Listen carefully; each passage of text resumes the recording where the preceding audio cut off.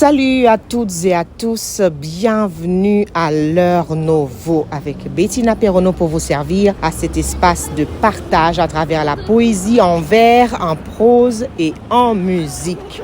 Nous vous rappelons que l'heure Novo est un cercle multiculturel de rencontres et de réflexions. Notre objectif, célébrer nos différences. Notre édition se déroule aujourd'hui au Palais des Congrès. Nous sommes en route parce que c'est là que nous avons tous rendez-vous, chers internautes et amis, pour participer à la 46e édition du Salon du Livre de Montréal. Avant tout, la reconnaissance du territoire.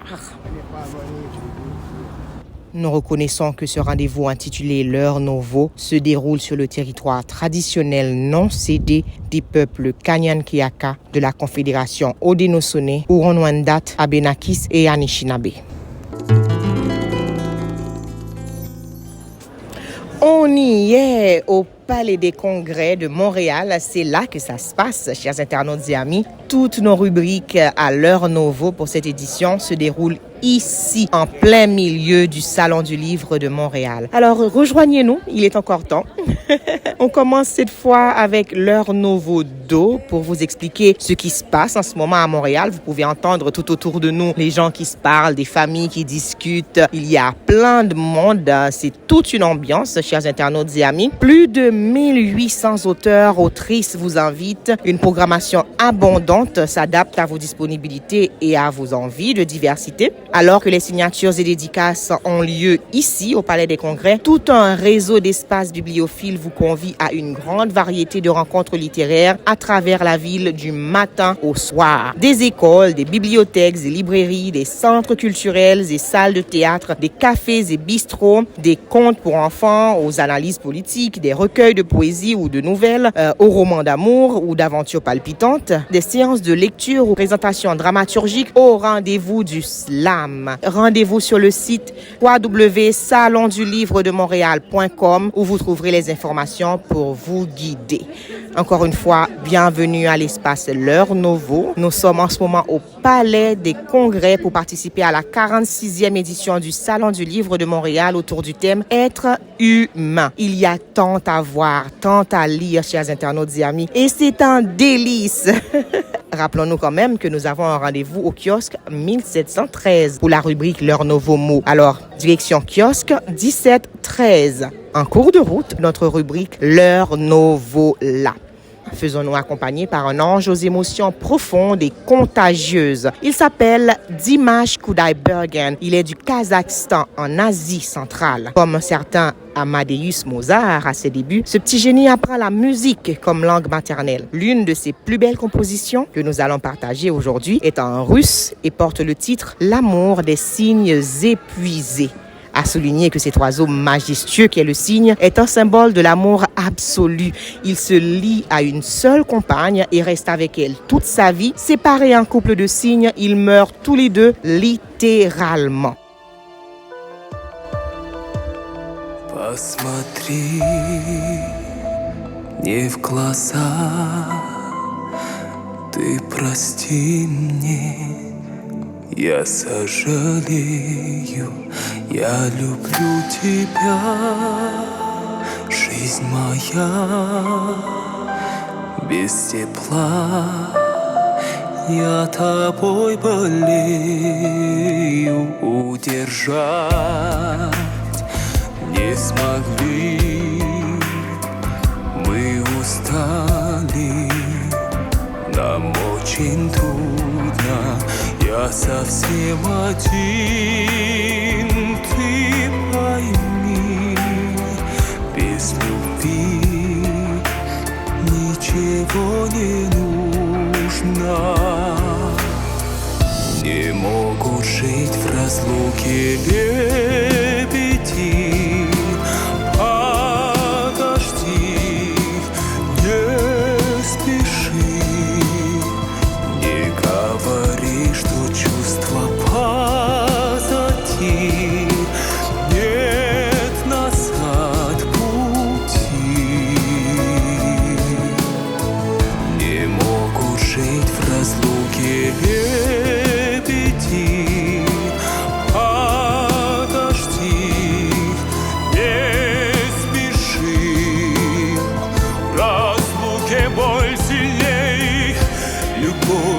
мою согрей, любовь уставших лебедей. Мои дни без души, я скучаю, все очень сложно, мы еще близки. Не молчи, Позови, без любви мне больно, я прошу, отступи. мои чувства, не моя проза, иногда во сне приходи, забери, не ищи другого. Не могут жить в разлуке лебеди. Подожди, не спеши, не говори, что чувства позади. Нет назад пути. Не могут жить в разлуке лебеди. Подожди, не спеши, в разлуке боль сильней, любовь мою согрей, Любовь уставших лебедей.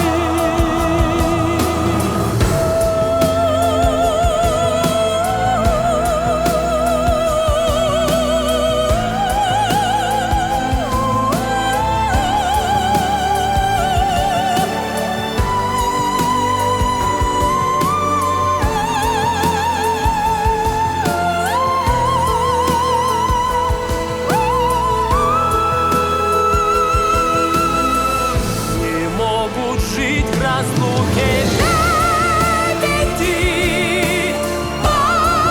Подожди, не спеши, в разлуке боль сильней, любовь мою согрей. Любовь уставших лебедей.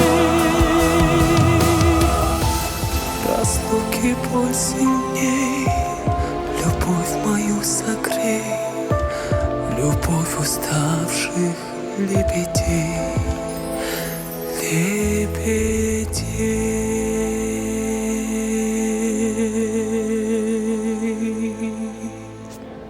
Bez любви, ничего не нужно. Sans l'amour, rien n'a d'importance. Veuillez pardonner mon russe très rustique. Eh oui, nous venons bien de traverser une toute autre dimension avec le prodigieux Dimash Kudaibergen et sa stupéfiante composition L'amour des signes épuisés. Nous arrivons à destination pour notre rubrique L'heure nouveau mot, kiosque 1713, rencontrer Geneviève Janel. Salut Geneviève. Bonjour Bettina. Comment est l'affluence jusque-là et quelles sont les questions les plus courantes que vos lecteurs vous posent au Salon du Livre? Il y a beaucoup de monde. La fin de semaine, il y a toujours beaucoup de monde au salon. C'est achalandé, mais ça rend ça vivant.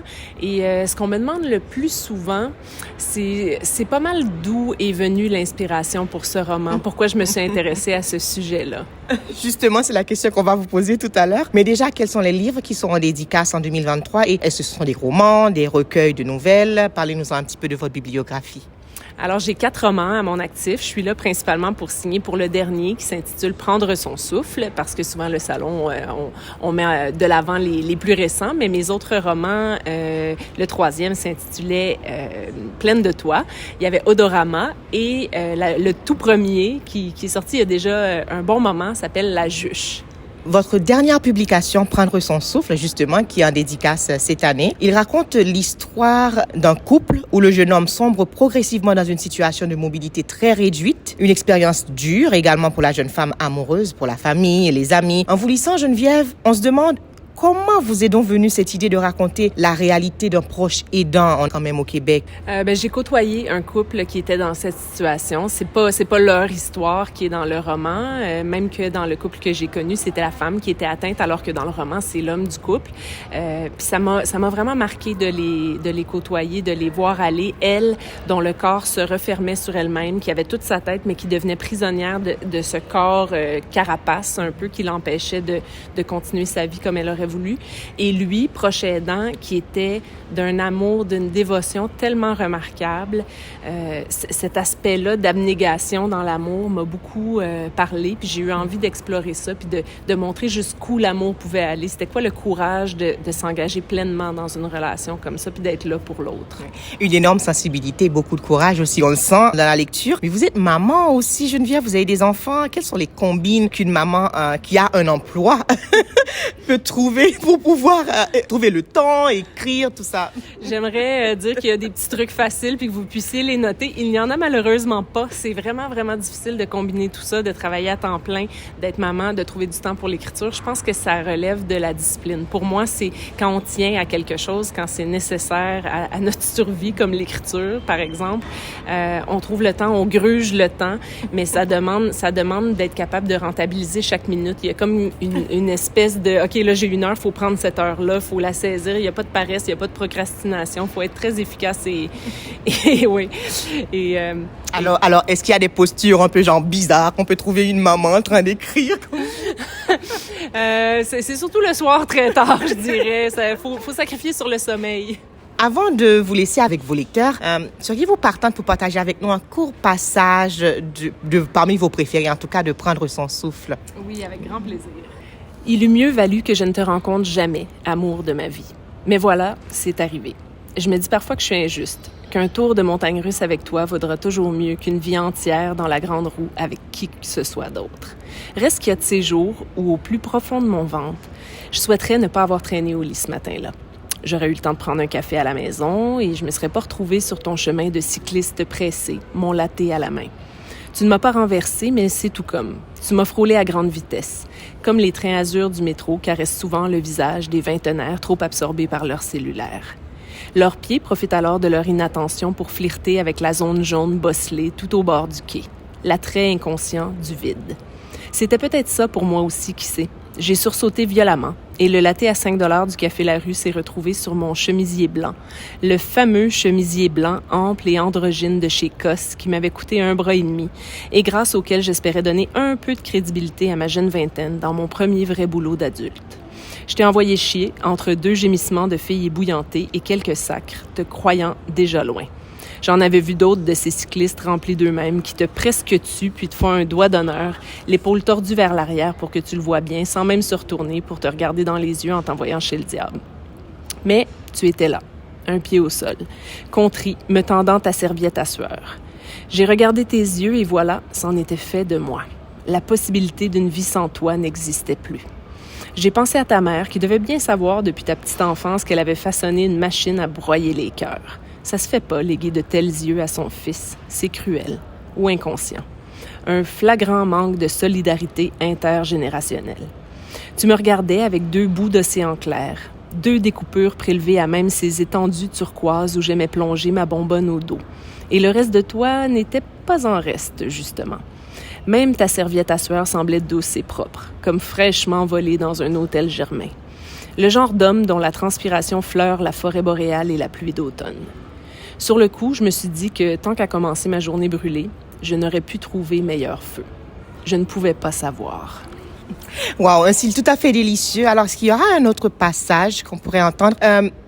Du genre, quand on rentre dans la vie du quotidien du jeune couple qui pourtant se trouve cassé par cette nouvelle réalité de cette mobilité réduite. Oui, tout à fait. Je vais lire un autre passage parce qu'il y a quand même l'aspect de la sexualité dans le couple qui est abordé au sein du roman parce que ça, évidemment, la maladie a un impact là-dessus. Alors, voici un autre chapitre. Puis, un jour, tu as voulu t'étendre sur moi et tu n'as pas pu. Ce n'était pas ton membre, mais tes membres qui te lâchaient. Tes jambes, tes bras, qui ne pouvaient plus supporter ton poids. Tu tremblais de partout. Je n'ai rien dit, je t'ai couché sur le dos et t'ai chevauché avec fougue. Tu m'as empoigné les fesses, me faisant glisser vers le haut, vers ton visage. Tu as dévoré mon sexe comme un affamé, comme un goinfre, enfouissant ton visage au complet dans ma moiteur. J'ai joui longuement et tu t'es mis à rire en reprenant ton souffle. Quoi? Quand je serai plus capable de rien faire, tu me tueras comme ça, OK? Pas d'oreiller sur ma face, juste ton sexe pressé contre ma bouche jusqu'à ce que j'en crève. C'est une belle mort, je trouve. T'es con, je vais pas te tuer. Ce serait un homicide involontaire. Il me mangeait, votre honneur. Je me suis laissé emporter par le plaisir. Si vous saviez comme il savait qu'unilinguer feu mon homme. J'ai ri doucement. On a écouté le silence un instant. Tu sais, pour vrai, quand plus personne comprendra ce que je dis, quand je vais avoir besoin d'un harnais pour passer de mon fauteuil roulant à mon lit, quand tu vas juste ressentir de la pitié en me regardant, si t'es encore là, tue-moi. J'ai avalé de travers. On se calme, Dan Bigra. T'as éclaté de rire. Maudit qu'on était bien.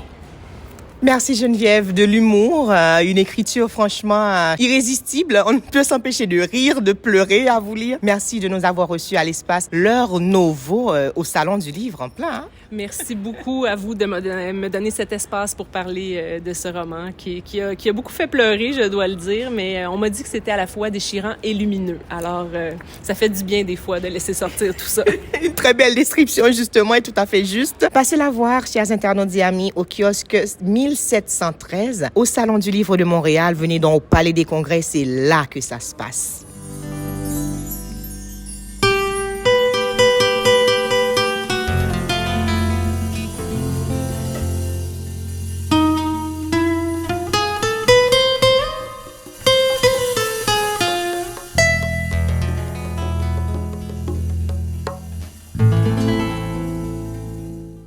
Nous arrivons au terme de cette édition de L'Heure Novo, chers internautes et amis. Nous rappelons que vous êtes chaleureusement invités à participer de manière constructive à cet espace de célébration du multiculturalisme. Rendez-vous sur notre blog. Proposez-nous des œuvres d'ici et d'ailleurs de votre choix. Rendez-vous la semaine prochaine. Nous irons en Afrique, en Asie, en Amérique latine, en Europe. Nous ferons le tour du monde en poésie avec Bettina Perronneau pour vous servir.